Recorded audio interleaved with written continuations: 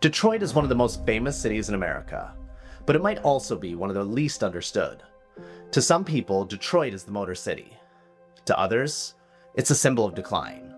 Abandoned buildings, empty factories, broken promises, a city that once powered the world and then somehow got left behind. But that version of Detroit is too simple. And honestly, it's incomplete. Because when you actually walk these streets, when you look up at the buildings, when you drive through the neighborhoods, when you talk to the people who stayed, built, restored, reopened, and refused to give up, you realize something. Detroit was never just a story of collapse. Detroit is a story of invention, ambition, loss, survival, and reinvention. So today, on Streets of History, we are not just looking at one building. We are looking at an entire city. A city America thinks it knows, but may have never truly understood. This is why Detroit is America's most misunderstood city.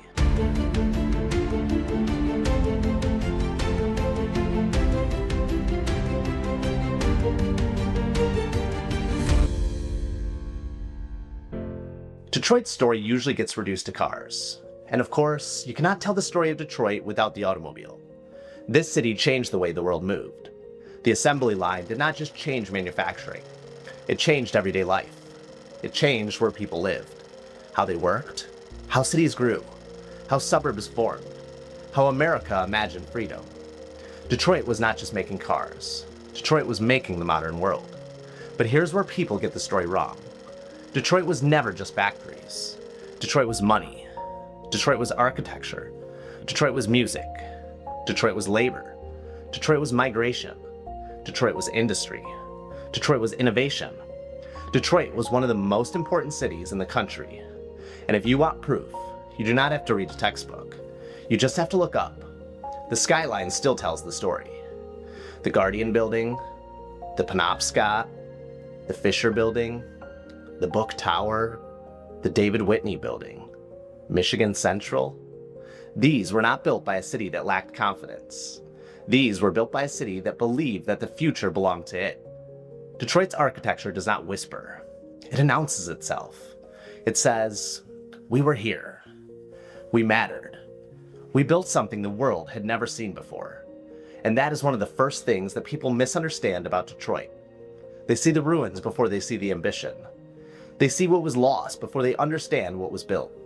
Detroit is also misunderstood because people talk about it like it is one place, and it is not. Detroit is a city of neighborhoods, and every neighborhood tells a different chapter.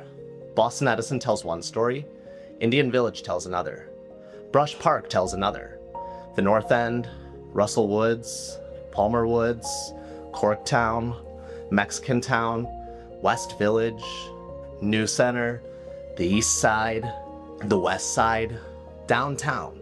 Each one has its own rhythm, its own architecture, its own people, its own scars, its own beauty.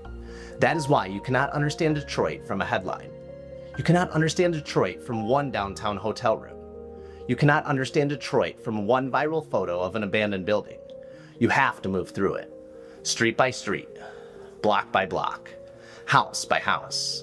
Because Detroit is not just a downtown comeback story. It is not just a ruin story.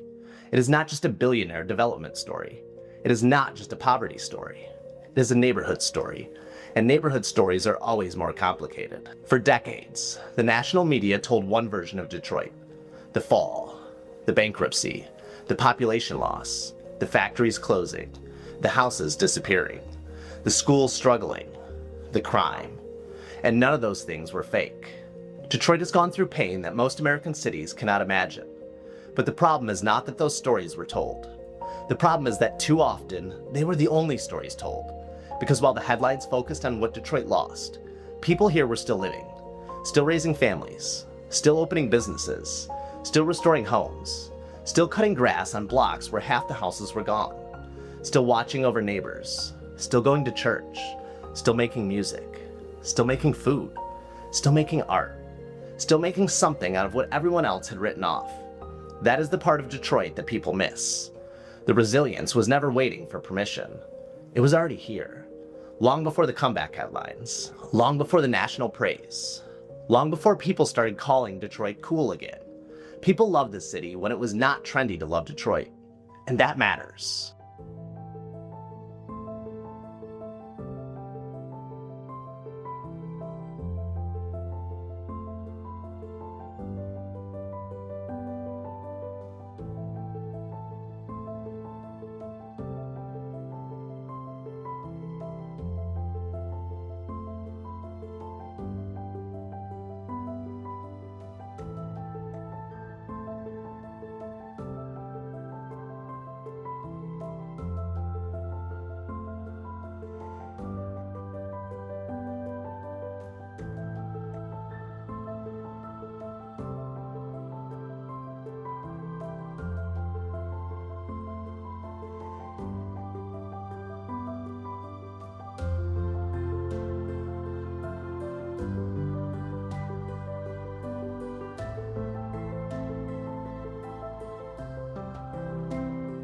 This is also a preservation story, and for me, that is one of the reasons Detroit is so powerful. Because in Detroit, old buildings feel like witnesses. They have seen the rise, they have seen the collapse, they have seen the fires, the foreclosures, the grand openings, the closing signs, the weddings, the funerals, the factories full, and the factories empty. They have seen everything. And when one of those buildings gets saved, it feels bigger than real estate. It feels like a chapter being rescued. Michigan Central sat empty for decades. For years, it was one of the most famous symbols of Detroit's decline. People photographed it like a tombstone. But now it tells a different story. Not because the past disappeared, but because the past was not the end. That is what restoration does. It does not erase the damage. It proves the story kept going. The same thing can be said for buildings all over Detroit. Book Tower, the David Whitney, the Siren, the Metropolitan, the Fisher, the Guardian, and so many smaller buildings that may never make national headlines. Every restored building in Detroit says the same thing. This place was worth believing in. That is why preservation matters. Because once these buildings are gone, the stories become harder to touch, harder to feel, harder to pass on. Detroit still lets you walk through history, and that is rare, and it's worth protecting. But Detroit's future is not only being written in the big buildings, it is also being written in small storefronts. Coffee shops, vintage stores, restaurants, barbershops, galleries, studios, bakeries, bookstores, pop-ups, makers, artists. Small businesses are one of the clearest signs that a city is alive. Because every small business is a bet. A bet that people will show up. A bet that a block still matters. A bet that a neighborhood has a future. And in Detroit, those bets mean something. Because they're not always easy. Opening a business here is not just about selling a product. Sometimes it's about bringing life back to a street. Creating a place where people gather. Giving people a reason to stop. To walk. To talk. To stay a little longer. That is how cities rebuild. Not all at once. Not from one ribbon cutting. But one door opening at a time. And yes, Detroit is changing. And that is where this story gets complicated again. Because comeback stories are never simple. New development can bring energy. It can bring investment. It can bring jobs. It can bring restored buildings and active streets. But it can also raise questions. Who gets included? Who gets priced out? Who gets remembered? Who gets erased? Detroit's future cannot just be about saving buildings. It has to be about honoring the people who made the city what it was. The people who stayed. The people who endured. The people whose stories are built into these streets whether a plaque says so or not. That is why history matters. Because without history, development can become decoration. But with history, a city can grow without forgetting itself. That is the balance Detroit is still fighting for. And that is what makes this city so important to watch. Detroit is not finished. It is still becoming.